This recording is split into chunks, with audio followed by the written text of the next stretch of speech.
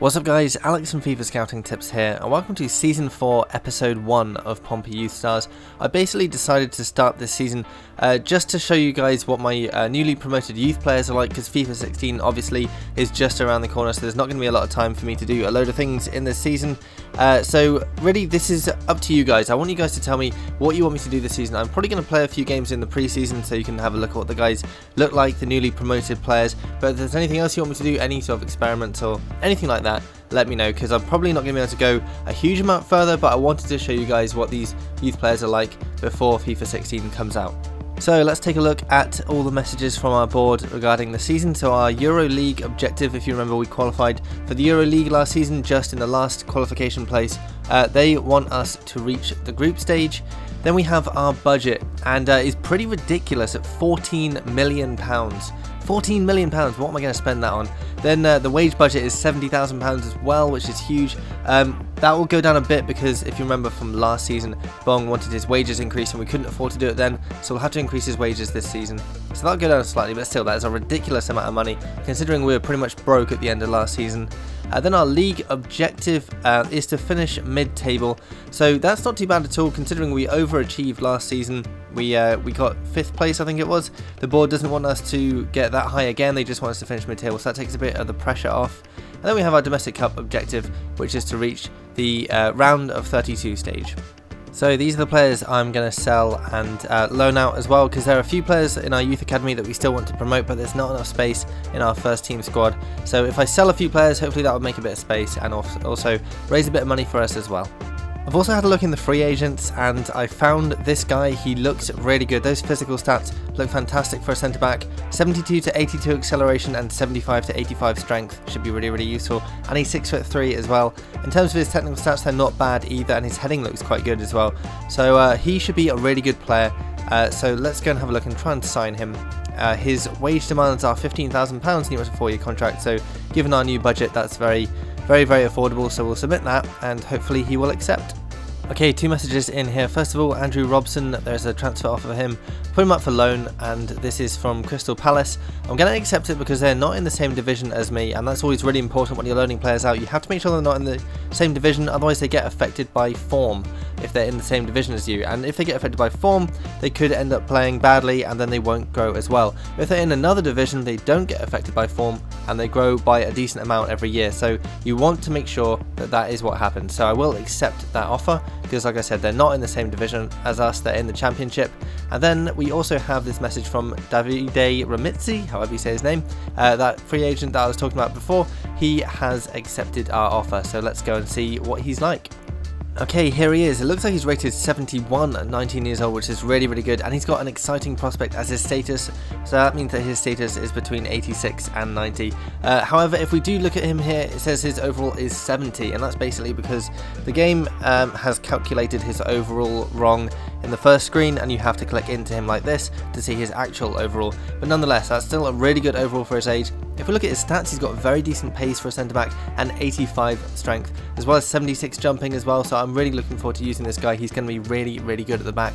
Very exciting prospect, as his status says, a very interesting player.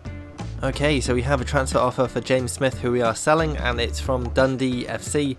His value is £160,000 and they're offering £150,000, so I will accept that. With the amount of money we've got, it's not about the amount of money we receive anymore, it's just getting rid of some players, so we will accept that offer from Dundee FC. There's also a message here from one of our players. It's from Mark Doherty asking for a wage increase. So this is with Bong and Doherty asking for a wage increase now. This is going to take up quite a bit of our wage budget, but we'll need to sort it because they're 2 vital players and we don't want to lose them. Okay, so here is Doherty and his contract offer. He's currently on £8,000 and he wants £35,000. So we can increase that because we've got enough money left over. So let's do that and hopefully he will accept that. And then here is Bong's one. If you remember, we looked at this last season. He's on £7,000 and he wants £40,000, so that's another big increase, but it's one that we can afford. I think I'm going to just go and adjust the transfer/wage budget ratio just to give us a little bit more money in the wage budget to make sure we can cover ourselves for this. Okay, so our budget allocation is currently 82 to 18% in favour of the transfer budget, so I'm going to just even this up a little bit, give us a bit more money to spare, because we don't need all that money in the transfer budget, I don't suspect. So we'll leave it like that, and then hopefully we can now afford Doherty and Bong's wage increases. And we just got this message coming through saying that James Smith has been sold to Dundee FC for £150,000. That's put £130,000 in our transfer budget. Okay, a couple of messages here. We have one from Mark Doherty saying his contract has been accepted, so that's really good. But one here from Bong saying about that new contract. Boss, I need to tell you something important. Thanks for the offer of a contract extension, but this time it's not something I want to commit myself to. I'm going to decide where I want to play my football in the near future, and I'll get back to you. So that's really annoying. He's turned down his contract offer in a transfer window as well. It doesn't necessarily mean that he wants to leave, but it means that he may move on at the end of his contract, that sort of thing, and other teams may end up putting in offers anyway, which is really not what we want to see. Let's go and have a look at how long his contract has got left, just so we know whether or not we're going to lose him at the end of the season. Okay, good news, his contract has still got 2 years left on it, so it's not like we can't do anything and he's going to leave at the end of the season. There's still time, and I think what I might do is offer him a new contract a little bit later down the line, a bit of a better contract, and hopefully he'll accept that one and he won't be going anywhere, because obviously he's one of our most important players and we do not want to lose him. Right, so we had a transfer offer for Shuttleworth for Tannen. I know, despite the name, it is an amazing name, but I have to get rid of him because he's just not good enough, unfortunately, and he's not getting much game time, so there's no point really holding on to him. We have this offer from Charlton. His value is £160,000, and they've offered £140,000, so I don't mind accepting that, and unfortunately we are going to have to let him go. Okay, 2 messages here. First of all, we have a transfer offer for Michael Coyne, and it's another loan offer from Crystal Palace, so as I said earlier, because they're not in our division, I'm quite happy to accept that one and send him out on loan to them.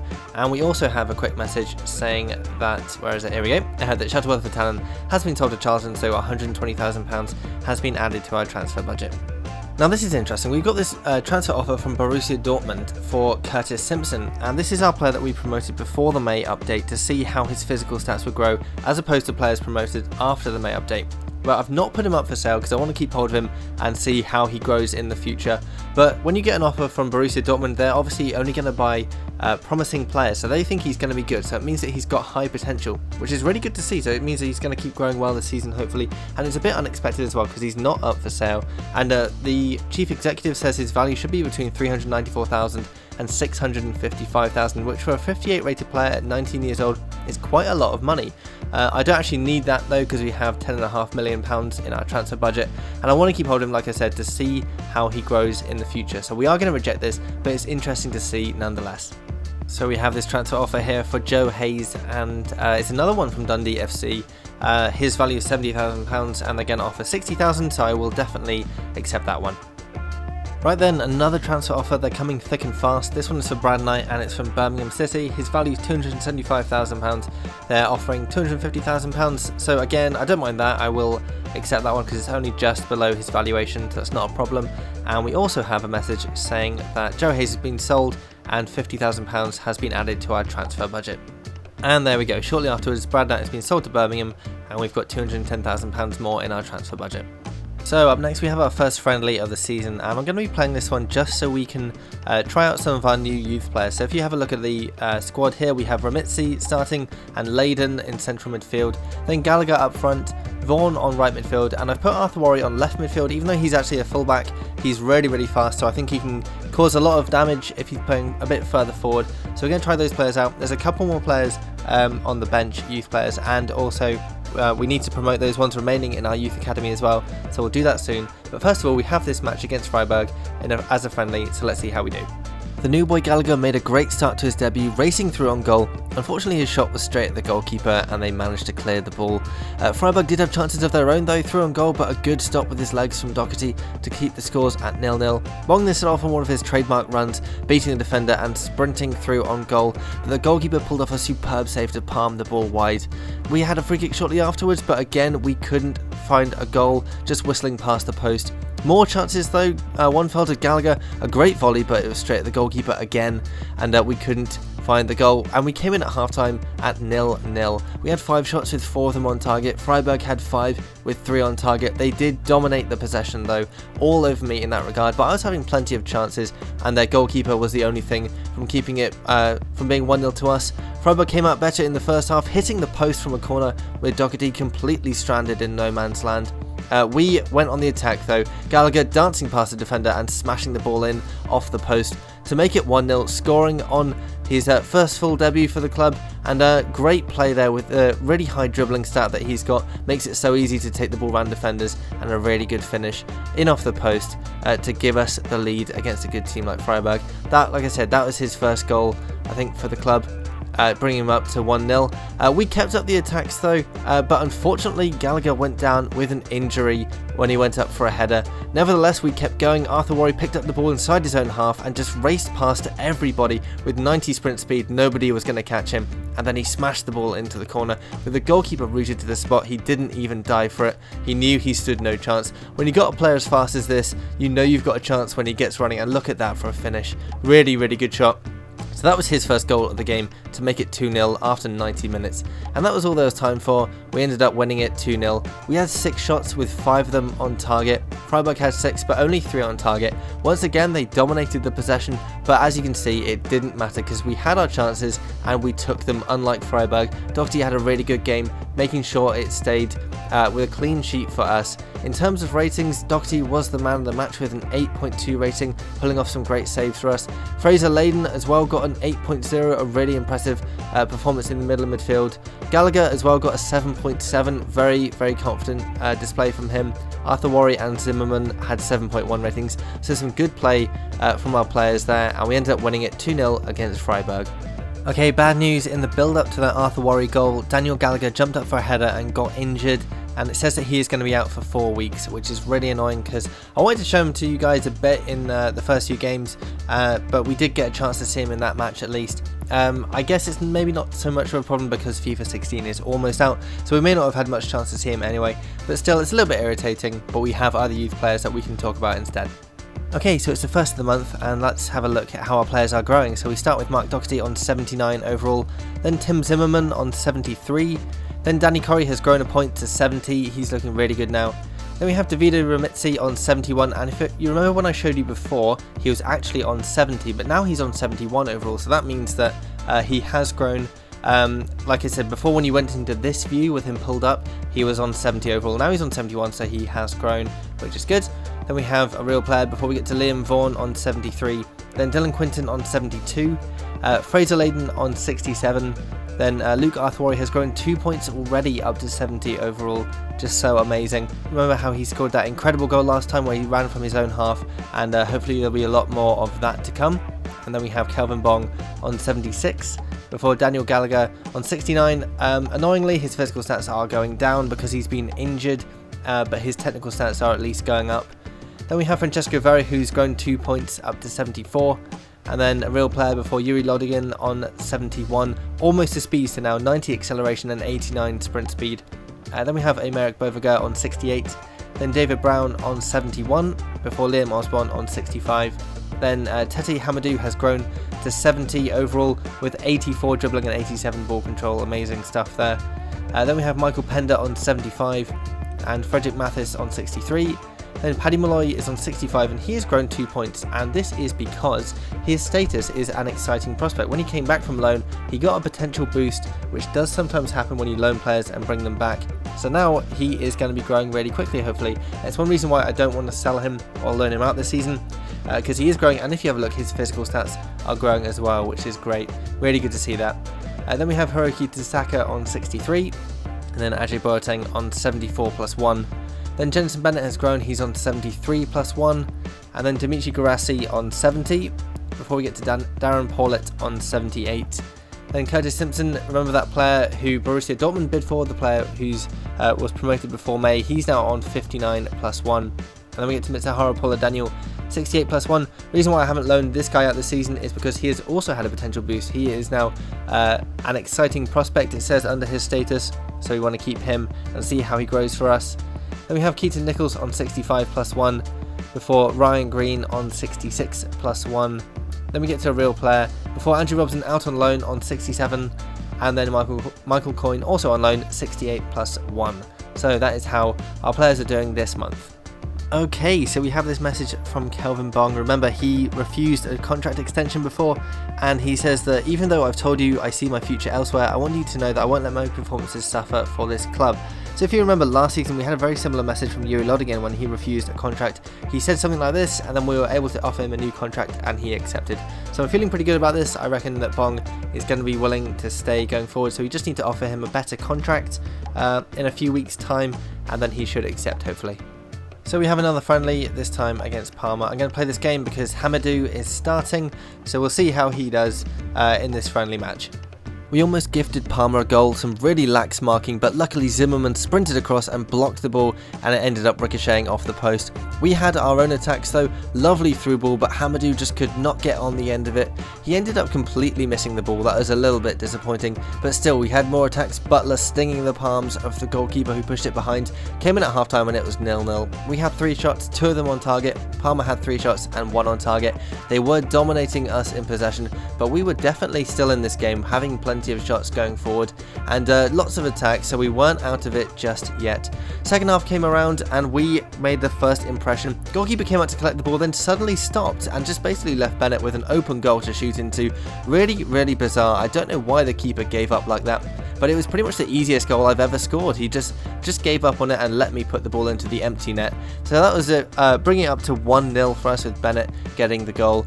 Parma almost brought it back to 1-0, a great header, but Doherty pulling off a superb save to keep the score 1-0. And we took advantage of that good save, setting Arthur Warry off, and he was not gonna stop, just sprinting past the defenders, through on goal, but somehow he managed to miss the target. I could not believe it. I was sure he was going to score that one, but it didn't matter because he made up for it shortly afterwards, this time running through and putting it into the corner of the net, making up for that earlier miss to make it 2-0 to us. When you have a player this fast, you can't give him that much space, but they did, and he took full advantage to give us a bit more confidence in the game after 85 minutes to make it 2-0.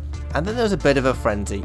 Bennett playing it through to Hamadou, who picked up the ball one-on-one and made the defender look silly, leaving him on the floor, and then slotting it into the corner. A really fantastic goal, making the defender look silly, like I said, with that fantastic dribbling, such good close control of the ball, and a really crisp finish. So that was 2 goals in just a couple of minutes to make it 3-0 and put the game beyond Parma, but we were not done there. Hamadou again leaving a defender on the floor, but this time his shot was blocked and Lodigan couldn't put the rebound into the goal. We were not going to give up though. Hamadou getting tackled but recovering well, going into the box, and this time making it 4-0 after the 90th minute. A real frenzy at the end of the game, loads and loads of goals in about 5 minutes. It was a bit ridiculous. Parma just completely crumbled, and that was Hamadou's second goal of the game. A really strong performance for him, and that was all there was time for. We won 4-0 away from home, a really impressive result. We had 11 shots with 7 of them on target. Parma only had 4 and only 2 of them on target in the whole game. They did have 59% of the possession, but I think that's a bit misleading. I was doing a lot of very quick one-touch passes, wasn't holding onto the ball for very long, so I think that possession stat is a bit misleading, and we were clearly dominating in that game all over Parma, and 4-0 probably flattered them in the end. As for ratings, Hamadou got an 8.9 rating, man of the match. Bennett not far behind with an 8.8, Pender got 8.5, Zimmerman 7.8, Very 7.7, and Arthur Warry 7.6. Some really strong performances out there, and we thoroughly deserved to win that game. Like I said, it could have been a lot more, but a 4-0 result was a very good one against Parma. Okay, let's start promoting some of the rest of our youth players, because we sold some players to make room for them in the squad, so we should have enough space for them now. So first up we have Charlie Essen, that's striker, then Akini Ado, he is a right midfielder, then Esteban Navarro, right winger, and then we have Juan Torres, he's a right back, but he'll probably be better as a centre back, I think. And then finally we have Robin Brzezinski, who is a centre forward. So let's go and have a look at how these guys turn out when they get promoted. But before that, we have this message from Tim Zimmerman asking us to increase his wages, so let's go and sort that out. Right then, he is currently on £7,000 and he wants it put up to £25,000. That's okay with me. He's a really important player, obviously, for the team, our best right back, and we've got loads of money left over because we've got the new budget this year, so we'll do that and hopefully he'll accept. Okay, we just had this offer for Hiroki Tasaka and it's from Charlton. His value is £180,000 and they're going to offer us £140,000. To be honest, at this kind of level, that's not going to make much difference that they're just under the valuation because we've got loads of money in our budget. So I will accept that one and we can then get him sold. Right, that deal has now been finalised. Tasaka has gone to Charlton. We've had £120,000 added to our budget. So just before we can see our youth players, before they're all promoted, we have this match against Atletico Madrid. Gonna sim this one because we've played with our new players a little bit, but I want to get through this so we can get the other youth players promoted. So we draw 1-1, not a bad result. Right then, straight after that game, Zimmerman has accepted his contract, which is really good. Kind of wish that Bong had done the same thing, but there you go. So our first promoted player is Juan Torres. He's rated 58 at right back, but he is more of a centre back because he is extremely slow and his tackling is his best stat. So I think we're going to try and loan him out if possible, or play him occasionally because he's going to be pretty bad at the moment until he develops a bit more.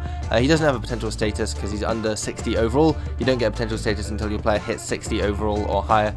And also his contract is expiring, it says. That's because we can only offer him a 1-year contract, so I have to try and renew that pretty soon. Then up next we have Esteban Navarro, rated 64 at right wing. As usual with scouted players, not hugely fast, which is a bit annoying. He doesn't have a potential status either. Then we have Akini Ado. He does have a potential status and it's an exciting prospect, so his potential is between 86 and 90. He's rated 63 at first at right midfield, so he's going to grow an absolute ton. His stats, again, pretty average, but hopefully with all that growth he's going to get, hopefully it should improve a bit more. Then we have Robin Brzezinski, rated 64 at centre forward. Dribbling and ball control pretty good, but nothing else really exceptional. He doesn't have a potential status because his contract is expiring as well, so it's kind of hiding it in case he does have a potential status. So we'll have to wait and see what that is. And then finally Charlie Essen, same thing with the contract status, that is expiring. He's rated 60 overall at striker, and once again, nothing outstanding in his stats. His dribbling's okay, but that's about it. So those are the remaining 5 players in our youth academy that we could promote.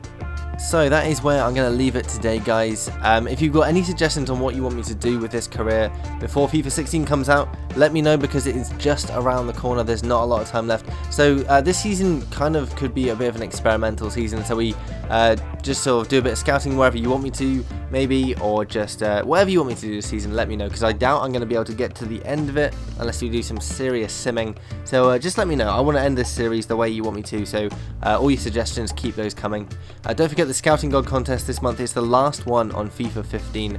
So I've opened it out. It's on any position as long as the player is aged 18 or under. So if you found a really good scouted player that matches that description, make sure you take a picture when they are in the youth academy or just after they've been promoted. Try and make sure there's no stat growth if possible, just to keep it fair for everybody else. You can then send that picture to @FIFA on Twitter using the hashtag ScoutingGod, or you can send it to facebook.com/FIFA-scouting-tips, or you can leave a link to the image in the comments below, or you can submit it on FIFA-scouting-tips.com. Loads of ways of doing that. That will end at the end of September, right about the time that FIFA 16 comes out. So if you want to win the last FIFA 15 Scouting God contest, make sure your entry is a good one. So keep all your feedback coming on anything that I do on this channel or on FIFA-scouting-tips.com. I'm always looking to improve. Make sure you leave a like as well if you enjoyed this video, and thanks for watching. But then this happened.